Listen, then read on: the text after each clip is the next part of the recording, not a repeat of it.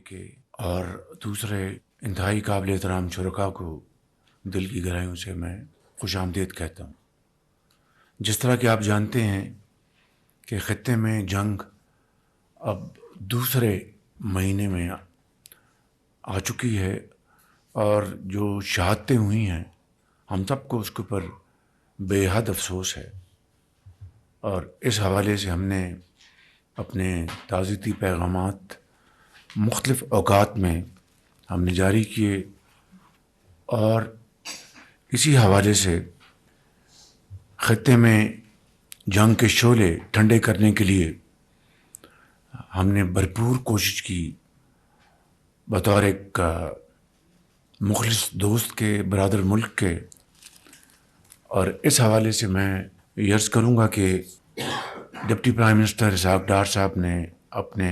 ہم منصب ایران میں ان سے کئی مرتبہ بات کی، دوسرے جو ان کے جو کاؤنٹر پارٹس ہیں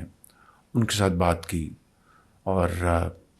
ان تک محنت کر رہے ہیں۔ ابھی چین سے ہو کے آئے ہیں، ان کے بازو کو چوٹ بھی آئی لیکن اس کی انہوں نے پرواہ نہیں کی۔ اور اسی طریقے سے فیلڈ مارشل صاحب نے اس حوالے سے کلیدی کردار ادا کیا اور کر رہے ہیں، اور اس حوالے سے میں سمجھتا ہوں کہ الحمدللہ مجھے یہ کہنے میں کوئی باک نہیں کہ پاکستان نے اس جنگ کو بند کرانے کے لیے اور سیز فائر کرانے کے لیے حد المقدور کوشش کی ہے۔ باقی اللہ تعالیٰ کے ہاتھ میں ہے، اور جس وقت میں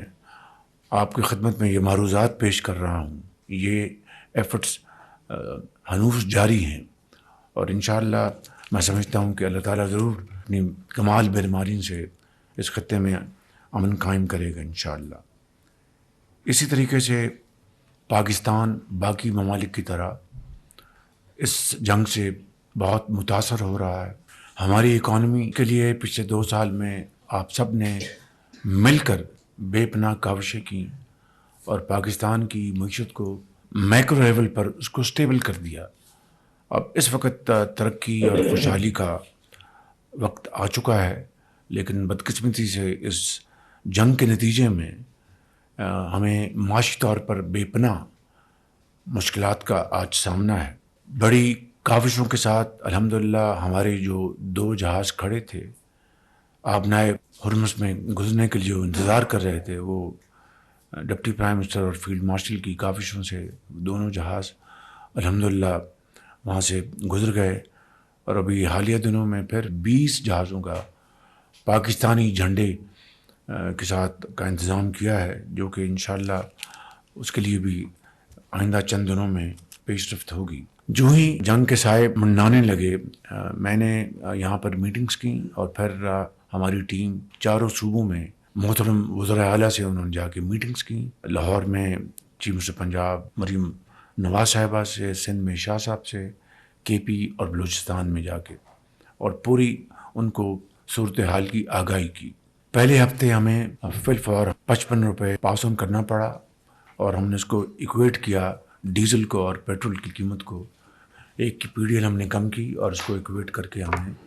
55 روپے کے طور پر پاس کیا۔ پاکستان کے محنتی دہقاں، مزدور، دکاندار،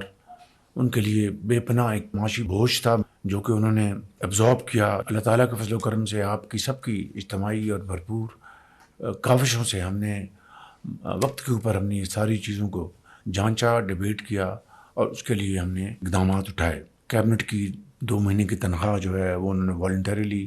انہوں نے سرنڈر کی۔ تیل کی جو کنزمپشن ہے اس میں 50% کی کٹوتی لگائی۔ پھر پارلیمنٹ کے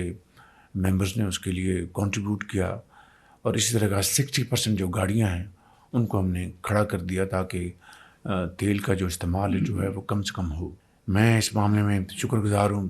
چیئرمین بلاول بھٹو صاحب کا بھی، انہوں نے خصوصی طور پر اس میں بڑی دلچسپی لی، میرے پاس تشریف لائے، ہم نے ان سے بھی ہر چیز شیئر کی۔ اس کے بعد پریزیڈنٹ صاحب کا بہت شکر گزار ہوں کہ انہوں نے میٹنگ بلائی، وہاں پر آپ سب تشریف لائے، اور ایک بڑی اچھے ماحول میں گفتگو ہوئی۔ اس وقت تک ہم نے بلینکٹ کور دیا ان 3 ہفتوں میں، اور اس حوالے سے وفاق نے 129 ارب روپے دیے ہیں۔ 100 بلین ہم نے پی ایس ڈی میں ہم نے کٹ لگایا، اور جو بچت تھی اس کو ہم نے اکاؤنٹ پہ ڈالا اور اس سے ہم نے یہ تمام یہ جو اخراجات ہیں جو وفاق نے برداشت کیے۔ اب آج وقت آ چکا ہے کہ سب نے مل کر اس معاملے کو طے کرنا ہے۔ اس کے لیے میں وزراء اعلیٰ کا خاص طور پر سب کا شکریہ ادا کرنا چاہتا ہوں کہ انہوں نے پریزیڈنسی میں میٹنگ میں بھرپور تعاون کا یقین دلایا۔ میں بلاول بھٹو صاحب کا خصوصی طور پر شکریہ ادا کرنا چاہتا ہوں، اور انہوں نے پوری اس وقت جو صورتحال ہے اکٹھے اس چیلنج کا مقابلہ کرنے کے لیے بھرپور یقین دہانی کرائی، اور میں سمجھتا ہوں کہ یہ ایک بہت بڑی قومی یکجہتی، اتفاق، اتحاد کی نشانی ہے جس کے بغیر کوئی قوم بھی اتنے بڑے چیلنج کا مقابلہ نہیں کر سکتی۔ میں سمجھتا ہوں کہ آج جو صورتحال وہ یہ ہے کہ ہمیں غریب کو، عام آدمی کو پروٹیکٹ کرنا ہے، اور جو اشرافیہ ہے اس کو ایثار اور قربانی کا مظاہرہ کرنا ہے۔ میں یہ بھی سمجھتا ہوں چاہے وہ وفاق ہو یا صوبے ہوں، ایسے منصوبے جن کو ہم روک سکتے ہیں ان کو روکیں، اور وہ فنڈز بچت کر کے ہم عام آدمی، غریب آدمی کو ہم پہلے پروٹیکٹ کر لیں، کیونکہ پولیٹیکل اسٹیبلٹی ہوگی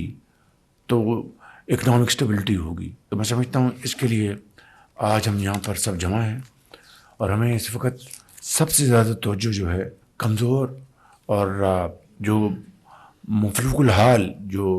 طبقات ہیں ان کو پروٹیکٹ کرنے کے ساتھ ساتھ اپنی زراعت کو پروٹیکٹ کرنا ہے۔ ہارویسٹنگ شروع ہوا چاہتی ہے، اس کے لیے تیل چاہیے، ڈیزل چاہیے، پھر آپ نے آگے پر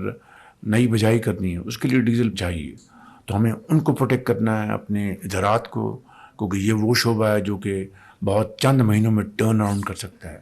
اسی طریقے سے آپ نے پبلک ٹرانسپورٹ کو آپ نے پروٹیکٹ کرنا ہے، آپ نے گڈس ٹرانسپورٹ کو پروٹیکٹ کرنا ہے تاکہ آپ کی انفلیشن اس کو کنٹرول کر سکیں۔ ان کے لیے یقیناً ہمیں فنڈز چاہیے، اور یہ فنڈز ہم نے مل کر اکٹھے کرنے ہیں۔ میں سمجھتا ہوں کہ ہمیں یقیناً آسٹیرٹی اور کنزرویشن کے جو میجرز ہیں ان کو ہم اڈاپٹ کریں گے، کر رہے ہیں، اس کو اچھی طرح امپلیمنٹ کرنا ہے تاکہ یتیم، بیوہ، غریب، مزدور جو ہے نئی بجائی کرنی ہے اس کے لیے ڈیزل چاہیے، تو ہمیں ان کو پروٹیکٹ کرنا ہے، اپنے زراعت کو، کیونکہ یہ وہ شعبہ ہے جو کہ بہت چند مہینوں میں ٹرن اراؤنڈ کر سکتا ہے۔ اسی طریقے سے آپ نے پبلک ٹرانسپورٹ کو آپ نے پروٹیکٹ کرنا ہے، آپ نے گڈس ٹرانسپورٹ کو پروٹیکٹ کرنا ہے تاکہ آپ کی انفلیشن اس کو کنٹرول کر سکیں۔ ان کے لیے یقیناً ہمیں فنڈز چاہیے، اور یہ فنڈز ہم نے مل کر اکٹھے کرنے ہیں۔ میں سمجھتا ہوں کہ ہمیں یقیناً آسٹیرٹی اور کنزرویشن کے جو میجرز ہیں ان کو ہم اڈاپٹ کریں گے، کر رہے ہیں، اس کو اچھی طرح امپلیمنٹ کرنا ہے تاکہ یتیم، بیوہ، غریب، مزدور جو ہے وہ اس کو ہم پروٹیکٹ کر سکیں۔ میں ان الفاظ کے ساتھ آپ سب کا بے حد ایک مرتبہ پھر شکریہ ادا کرتا ہوں۔